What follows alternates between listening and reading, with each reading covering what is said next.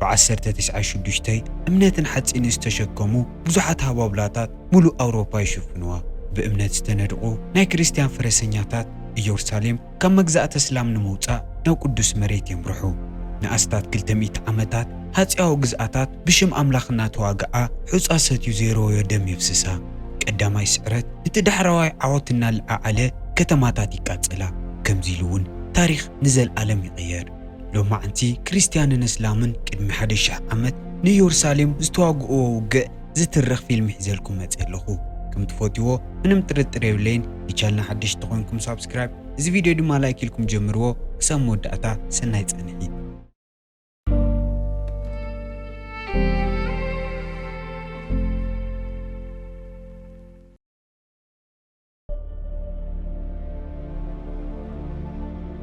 فيلمنا جمر أنتاويت فرنساي حدا غشي مسكلة تسوات أم من قدي حنت سويت نخقورو ودقاد نخعاتيو جنتهم كلتا ودقاد زخعتو نورو ساعت مكير إيوو اتغشي كافتا زموتت سويتي اتانا مسكال حبل بتشي سرقا إذا زموتت سويتي تارا يكونتن مخناتو سويتو نبيلينيا بيلين تارا حتسين متسين سرح ودخ مسلي خاليو جن وانا تواسا از فيلم ناس لسخونه كاو بزحينا خنصبه بيلين سويتو بماتا بتعمي حزين نيرو مخنياتو نفسات زطفوهلو مخنيات اتوقتو ولد حسبيا نورد قلصان احرس سلاز موتا ايو بيلي مستوم قشتي نايك اورس نسرعت خي ودع جن بزحات كريستيان فرستنياتات يموتومو كافت منقد نخلو ينغروم ازوم ناي كريستيان فرسنياتات غاد فري بزبحال نغوسيوم زمرحو او يورساليم نعمتات بسلامنا نورد دحر مصنح ودو نخريو تمليس متينه ازو خلشو زمت ودون بيليون كويني تصنح غاد فري حز متصلو مخنيات نعون نديون قدم عمتات قديفوهم بمخادو يقرتا خحاتتن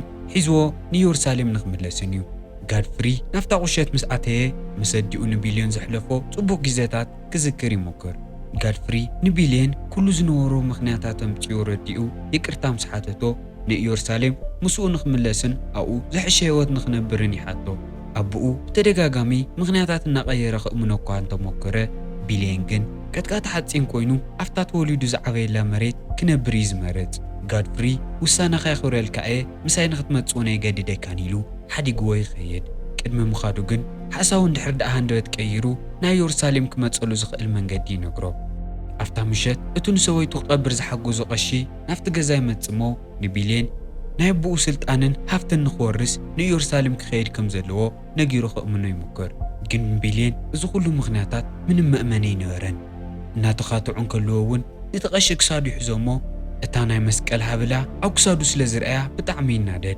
بخراو جيون نفتوش تحوم سأتيو بتقشي انكي دوغي يموت دحرتا قاطامي بيلين نبو غاد فرخر كون ناو يورساليم كيدو مسؤول نخنبرن غعزو يجمر مخنياتو افتا عدن دحردا تصنيحو قش بناي مقتال جبن ناي موت فردي يخفردو دحرستو سنو غعزو بيلين امن قدي نبو غاد فريكي رخومو ابوون تحقيسو حزو يورساليم يقعز بيلين نبو كل حاتياتو نخطفقلو نيورساليم مسؤ خمز خيد اللون ينغرو احد بو تعريفهم اناتنقساوسن كلو ناي فرنساي وتادرات يمصمو نغاد فري بيلين قش سلازقتله كاسرو نخوسدو يحطبو غاد فري جن وتادراتو جن نبيلين احلفهم كو فقادنياتات ينورون ولا بيلين نتقش خمز قتلنا امانه مجمريا اتوم ناي فرنساي وتادرات تسفا قريصوم زخدو يزمسل جن اشتي متصلمته بكل انفت هندوت يتقعوهم اتوم ناي فرنساي وتادرات بتعمين بزحات نيروم نستوسنو ناي غاد فري وتادراتون يقتلو مترشا جن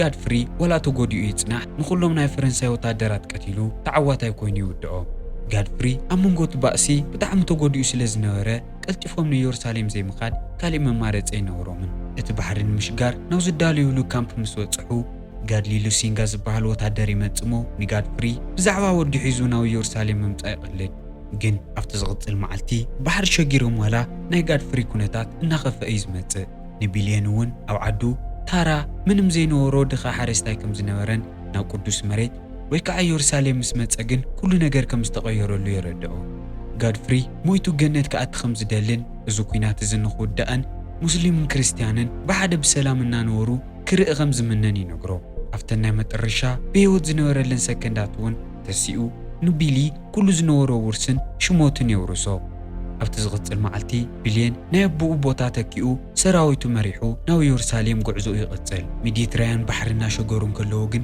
ሓያል ባዕበል ይገጥሞም እሞ እተን ጀልባታት ልዕሊ ዓቕመን ስለ ዝነበረ ነቶም ሰራዊትን ቢልየን ሒዘን ይጠልቃ። ግን ብዝገርም ኩነታት ቢልየን ካብቲ ኩነታት ምስ ዝተረፈ ፈረስ ካብ ድቃሱ ኣብቲ ሰሃራ ይነቅሕ። ድሕሪ ዝተወሰነ ሰዓታት ኣብቲ ሰሃራ እናዕረፈ እንከሎ ክልተ ሙስሊም ሰብኡት ይመፁ። እቲ ሓደ ባርያ እቲ ሓደ ድማ መራሒ ሰራዊት እዩ። እቲ ባርያ ንጎይትኡ እናተርጎመ እውን እቲ ፈረስ ናቱ ከም ዝኾነን ሰሪቆ ስለ ዝነበረ ንኽምልሶን ከም ዝሓተሎ ይነግሮ። ቢልየን እቲ ፈረስ ናይ ባዕሉ ምዃኑን ንሱ ስልጣን ዘለዎ ናብ ኢየሩሳሌም ዝጓዓዘሎ ሰብ ምዃኑን ዋላ ተረድአ እቲ ሙስሊም ሰብኣይ ነብኡ እምበር ንዕኡ ስለ ዘይፈልጦ ከጥቅዖ ይጅምር። እቲ ባርያ ባእሲ ጠጠው ንኸብሉ ይነግሮም። ግን ቢልየን ቀዲሙ ነቲ ሰብኣይ ይቐትሎ። ነቲ ባርያ እውን ኣብ መሬት ወዲቑ እንድሕር ዳ ንኢየሩሳሌም ወሲድካኒ ንዓኻ ይቀትለካኒ ኢሉ የተስኦ። ኣብ ኢየሩሳሌም ምስ ኣተየ ቢልየን ነቲ ባርያ ናብ ኢየሩሳሌም ሒዝዎ ስለ ዝመፀ ንምምስጋን እቲ ፈረስ ሂቡ ነፃ ከም ዝኾነ ነጊሩ ይሰዶ። እቲ ባርያ ንኹሉ ዝተገበረሉ ነገር ኣመስጊኑ እቲ ዝቐተልካዮ ሙስሊም ሰብኣይ ናይ ሙስሊም ሰራዊት ኮማንደር ከም ዝነበረ ይነግሮ። ቢሊ ኣብቲ ዕዳጋ ምንም ከይጠርጠረ ክንቀሳቐስ እንከሎ ዝተወሰኑ ናይ ክርስቲያን ፈረሰኛታት ይስዕብዎ። ምክንያቱ ኣብ ማእገሩ ናይ ጋድፍሪ ካራኢ ተሸኪሙ ነይሩ። እዞም ወታደራት ናይ ጋድፍሪ እሙናት ወታደራት እዮም ነይሮም። ሓደ ካብኣቶም እውን ጠጠው ኣቢሉ ኣበይ ከም ዘሎን እታ ካራ ካበይ ከም ዘምፃን ንቢሊ ሓቶ። ቢልየን ወዱ ምዃኑን ቅድሚ ሞቱ ኩሉ ነገር ከም ዘውረሶን ምስ ረድኦም እውን ናብቲ ቤተ መንግስቲ ሒዞሞ ይኸዱ። ካብቲ ዕለት ሱንዳሓር ናይ ቢልየን ህይወት ብጣዕሚ ዝተፈለየ ይኸውን። ናይታ ከተማ ሙሉእ ንጉስን ናይታ ሃገር ዝሃፍተመን ሰብኣይ ይኸውን። ቢሊ ናይ ኣቦኡ ናይ ቀረባ መሓዛ ዝነበረ ታይቤልየስ ዝበሃል ሰብኣይ ክፋለጥ ይኸይድ። ኣብቲ ኣኼባ ዝገበርሉ ጠረጴዛ እውን ናይ ኣቦኡ መተካእታ ኮይኑ ምስ ሙሉእ ስልጣኑን ማዕርጉን ይቐርብ። ኣብቲ ምድላው እውን ሓፍቱ ንንጉስ ቦልደን ዝኾነት ልዕልቲ ሳቤላ ይፋለጣ። ሰብኣያ እውን ጋዱሎ ሲንጋ ኮይኑ ይጸንሕ። ግን ጋድሊ ቢልየን ኣብቲ ኣኼባ ከም ዘሎ ምስ ፈለጠ ተናዲዱ ይወፅእ። ድሕሪ ዝተወሰኑ ደቃይቕ ቢልየን ነቲ ዝጽበዮ ነበረ ንጉስ ክረክብ ይኸይድ። ንጉስ ቦልደን ብጣዕሚ በሊሕ ንጉስ እዩ። ነተን ዝሓለፋ 6 ዓመታት እውን ምስቶም እስላም ተሰማሚዑ ኣብቲ ሃገር ምንም ኩናት ከም ዘይፍጠር ገይሩ እዩ። ይኹን ዳ እምበር ጥዕና ስለ ዘይነበሮ በይኑ ንኽነብርን ሙሉእ ሰውነቱ ንኽሽፈንን ይተገዲዱ። ቦልደን ንቢልየን ክሪኦ እንከሎ ብጣዕሚ ይሕጎስ። ምክንያቱ ጋድፍሪ ናይ ቀረባ መሓዝኡን ካብቶም ዝኣምኖም ሰባትን እዩ ነይሩ። ቦልደን ንቢልየን ኣይብልን እትበሃል ዓዲ ሙሉእ ሓላፍነት ንኽህልዮ ይህቦ። ግን ኩሉ ዓይነት እምነታት ማዕረ ከም ዝኾነን ኣብ ኢየሩሳሌም ተቐባልነት ከም ዘለዎን ነጊሩ ፍትሓዊ ንክኸውን ይነግሮ። ኣብቲ ዝቕፅል ሰሙን ናብ ኣይብሌን ክኸይድ እንከሎ መጀመርያ ዝገበሮ ነገር ክንዲ ዝተኽኣሎ ብዙሕ ሆረየታትን ጉዳጉድን ምኹዓት እዩ። ምክንያቱ ነቲ ዓዲ ብጣዕሚ ልሙዕ ክገብሮ ዕላማ ነይርዎ። ኣብቲ ዓዲ እውን ኣስላም ኮኑ ክርስቲያን ብዘይፈላላይ ብሰላም እዮም ዝነብሩ ነይሮም። ይኹን ዳ እምበር እቲ ሰላም ንነዊሕ ግዜ ይጸንሐን። ምክንያቱ ሪነልድ ዝበሃል ወታደር ንጋድሊ ንዝተወሰኑ ናይ ሙስሊም ተጓዓዝቲ ንኸጥቅዕ የእምኖ። ከምዚ ኢሉ እውን ኣብ መንጎ ቦልደንን ሳላሃዲንን ተገቢሩ ነበረ ስምምዕ ይፈርስ። ኣብቲ ዝቕፅል መዓልቲ ንጉስ ቦልደን ሳላሃዲን ምስ 200,000 ሰራዊት ናብ ጆርዳን ከም ዝቐርብሎን ንኩናት ከም ዝተዳለየን ይሰምዕ። ንጉስ ቦልደን ብጣዕሚ ተጨኒቑ ስለ ዝነበረ ሰራዊት ሒዙ ናፍቲ ድንበር ንክኸይድ እሞ ሳላሃዲን ቅድሚ ኢየሩሳሌም ምብፅሑ ንኽስማዕምዑን ሓሳቡ ከቐይሮን ይውስን። ቢልየን እዚ ዜና ዝምሰምዐ ሰራዊት ሒዙ ናፍቲ ቦርደር ብፍጥነት ይኸይድ። ኣብኡ ቀዲሙ ክበፅሕ እንከሎ እውን እቶም ኣብኡ ዝፀንሑ ወታደራት ኣብቲ ቤተ መንግስቲ ኮይኖም ንኽዋግኡ ይሓትዎ። ቢልየን ግን እቲ ሓሳብ ይፈትዩን። ኣብ ውሽጢ እቲ ቤት መንግስቲ ኮይና ናይቶም እስላም መጥቃዕተይን ክንክእሎን። ንጉስ ቦልደን ናፍቲ ቦታ ክሳብ ዝመፅእ ግዜ ንምግዛእ እውን እቶም ናይ ሙስሊም ሰራዊት ኣብቲ ሜዳ ንኸጥቅዖም ይውስን። ድሕሪ መድከሚ ሓያል ኩናት ቢልየንን ኩሎም ሰራዊቱን ተሳዒሮም ኢዶም ንኽህቡ ይግደዱ። ግን ቢልየን ሓደ ናይ ሙስሊም ወታደር ይቕረ ከም ዝበሎን ከም ዘይቆትሎን ምስ ነገሮ ብጣዕሚ ይድነቕ። ለካ እቲ ዓንትዎ ኣብ ሰሃራ ዝመሓሮ ባርያ ናይ ሙስሊም ወታደራት ኮማንደር እዩ ነይሩ። ጽቡቕ ስሩሑ ንምፍዳይ እውን ከምቲ ቅድሚ ሕጂ ዝገበሮ ንቢልየን ከም እሱር ምሕረካ ኣለኹ ኢሉ ይሰዶ። ድሕሪ ደቃይቕ እውን ንጉስ ቦልደን ምስቶም ክርስቲያን ሰራዊቱ ይመጽእ። እቶም ወታደራት ተጨናኒቖምን ፈሪሖም እናተጸበዩ ንጉስ ቦልደንን ሳላሃዲንን ንኽረዳድኡ ኣብ ማእኸል ይራኸቡ። ቦልደን ኣብ መንጎኦም ዝነበረ ስምምዕ ዝጠሓሰ ሪነልድ ባዕሉ ከም ዝቐፅዖን እዚ ጌጋ ደኪሙ ከም ዘይፍጠርን ይነግሮ። ሳላሃዲን እውን በቲ ሓሳብ ተሰማሚዑ ንናይ ቦልደን ሕማም ምሕረት ተመኒሉ ይኸይድ። ድሕሪዚ ንጉስ ቦልደን ናብ ናይ ሪነልድ ቤት መንግስቲ ኣትሞ ኣብ ቅድሚ ሰራዊቱ ብዘይ ምሕረት እናቐጥቀጠ ኣዋሪዱ ይቐፅዖ። ኣብ መጨረሻ እውን እታ ብቆስሊ ተሸፊና ነበረት ኢዱ ስዒሙ ቃል ንኽኣትየሉ ይሓቶ። ግነፍታ ሰከንድ ናይ ንጉስ ቦልደን ጥዕና ብጣዕሚ ይገድድ እሞ ጠጠው ምባል ይሰኣኖ ጋድሊ ናይ ኢየሩሳሌም ንጉስ ናይ ምዃን ድሌት ስለ ዘለዎ ንጉስ ቦልደን ንኽመውት እዩ ነይትምኒቱ ምክንያቱ ካብ ሳቤላ ዝወለዶ ወዱ እዩ ንጉስ ኮይኑ ክቐርብ ድሕሪ ዝተወሰነ መዓልታት ናይ ንጉስ ቦልደን ኩነታት ናብ ዝሐሸ ብርኪ ድዩ ማንም ሰብ ከይፈለጠ እውን ንቢሌንን ታይበሬስን ናብ ኣኼባ ይጽውዖም ንቢሌን እውን ኣነ ምስ መትኩ ጋድሊ አንጻር እስላም ኩናት ከም ዝእውጅ ብጣዕሚ የሰግእ ኣለኹ ንዓኻ ንጉስ ክገብረካ ስለ ዝደሊ እውን ሓፍተይቱ ሙርዓያ እሞ ሙሉእ ስልጣነይን ቦታይን ውረሱ ኢሉ ይሓቶ ቢሊ ንሳቤላ ክምርዖ ፈቃደኛ ኣይነበረን ወዱ ንዝኾነ ቀጻሊ ንጉስን ንዓኣ ንምሕላይ ግን ህይወቱ ዋጋ ከም ዝኸፍል ንንጉስ ቦልደን ቃል ይኣትየሉ ሳቤላ ንዓኣ ንምምርዓይ ዝነበሩ ዕድል ከም ዘውደቐ ምስ ፈለጠት ብጣዕሚ ትሓዝን ክትእምኖ ተፈላለዩ ቃላት እኳ ተነገረቶ ከም ጋይ ዝበለ ሰብኣይ ከም ዘይኮነ ነጊሩ ሕቶ ኣይነጽጎ ድሕሪ ሒደት መዓልታት ናይ ንጉስ ቦልደን ኩነታት ኣዝዩ ዝኸፍአ ይኸውን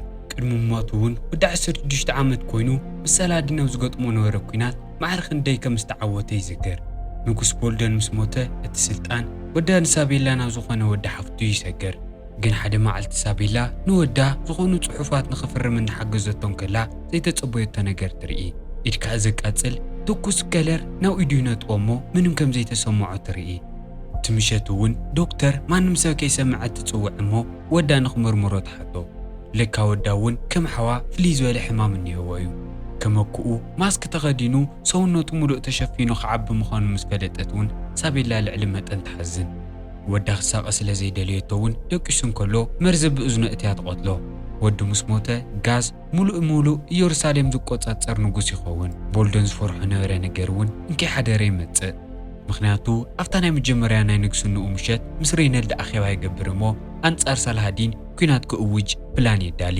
መጀመርያ ዝገበርዎ ነገር ኣፍታ ሃገር ዓብዪ ጽዕንቶ ዘለዎ ቢሌን ንኽቕተል ዝተወሰኑ ወታደራት ምስዳድ እዩ ቢሌን ዋላ እውን ስሒቱ ይውደቕ ዳ እምበር ነቶም ቆትልዎ ዝመፁ ወታደራት ኩላቶም ይቐትሎም ድሕሪ ሬናልድ ናብ ሓንቲ ናይ ሙስሊም ጣብያ ይኸይድ እሞ ንኹሎም ቶም ህዝቢ ብግፍዒ ቀቲሉ ሓፍቱ ንሳላሃዲን እውን ብዘስካሕክሕ መንገዲ ይቐትላ እቲ መጥቃዕቲ ንሳላሃዲን ብጣዕሚ ስለ ዘናድዶ መልእኽተኛኡ ንኢየሩሳሌም ይሰድድ እቲ መልእኽተኛ እውን ሳላሃዲን ናይ ሬናልድ ርእስን ናይ ሓፍቱ ሬሳን ከም ዝደሊ ንጋይ ይነግሮ ግን እዚ ኩናት እዚ ጋይ ዕድመ ልኩዕ ዝምንዮ ነገር ስለ ዝነበረ ነቲ መልእኽተኛ እውን ይቐትሎ ጋይ ንኹሎም ሰራዊቱ ኣኪቡ ከመይ ገይሮም ከም ዘጥቅዑን እቲ ኩናት ከመይ ከም ዝካየድን እናነገሮም እንከሎ ሚሌን እናመፀ ክሪእዎን ከለዉ ብጣዕሚ ይድንግፁ ቢሌን እቲ ናይ ጋይ ስትራቴጂ ይፈትዮን ንሳላሃዲን ክነጥቅዕ ኣብ ሰሃራ ካብ ንውዳእ ንኢየሩሳሌም ንከላኸል ናይ ሳላሃዲን ሰራዊት ልዕሊ ዓቕምና ኢሉ ይረድኦም ጋይ ግን ታይቤሬስን ቢሌንን ዋላ ይሓግዝዎ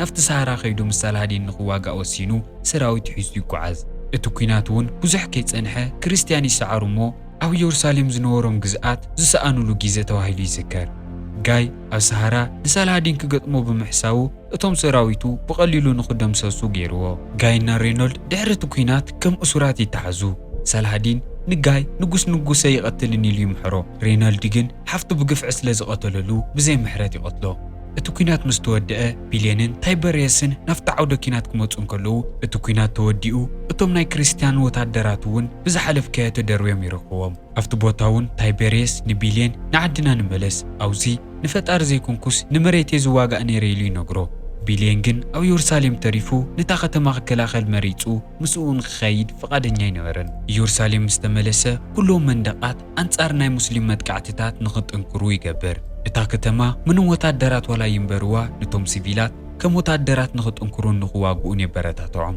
እቲ ምሸት ሳላሃዲን ናብ ኢየሩሳሌም ይመጽ እሞ ነታ ከተማ ብሓውን ደናጉልን የጥቅዓ ቢሌን ግን ኣብ ውሽጢ ምንም ግብረ መልሲ የብን ነይሩ ምክንያቱ ኩሉ ዘለዎ መጽዋር ብጣዕሚ ዝተገደበ እዩ ኣብቲ ናይ መጀመርያ ምሸት ዝነበረ መጥቃዕቲ ምስ ረአየ ግን ቢሌን ንሳላሃዲን ክረኽቦን ምንስኡ ስምምዕ ክፈጥር ከም ዘለዎን ይርድኦ ኣብቲ ዝቕጽል መዓልቲ ሳላሃዲን ምስ ሰራዊቱ ነቲ ማዕጾ ንምስባር ዘይተሓለለ ጻዕሪ ይገብሩ ግን ናይ ቢሌን ዓቕምን እታ ከተማ ንምክልኻል ዝነበሮ ስትራቴጂን ከም ምድናቕ ኣይተረፈን እቲ ምሸት እውን ሓደ ካብቶም ናይ እስላም ሰለይቲ እታ ከተማ በበይ ገጽ ድኽምቲ መንደቕ ከም ዘለታ ይነግሮም ኣብ ውሽጢ ሳቤላ እቶም እስላም ውዒሎም ሓዲሮም ናፍታ ከተማ ምእታዮም ከም ዘይተርፍ ስለ ዝፈለጠት ጨጉራ ምቑራፅን ነቶም ህዝቢ ምምሳልን ትጅመር ኣብቲ ዝቕጽል መዓልቲ ሳላሃዲን ንሰራዊቱ ነታ ድኽምቲ ነጥእታ ቤት መንግስቲ ንኽድብድቡ ይነግሮም ድሕሪ ናይ መዓልታት ኩናት እውን እቶም ሙስሊም እቲ መንደቕ ኣፍሪሶም ናብ ኢየሩሳሌም ከኣትዩ ይጅመሩ እቶም ዝተረፉ ኣማኢት ናይ ክርስቲያን ተዋጋእቲ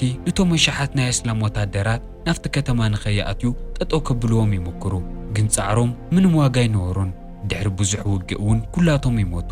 እቲ ኩናት ምስ ተወድአ ሳላሃዲን ንቢልየን ንኽውደራደር ይጽውዖ።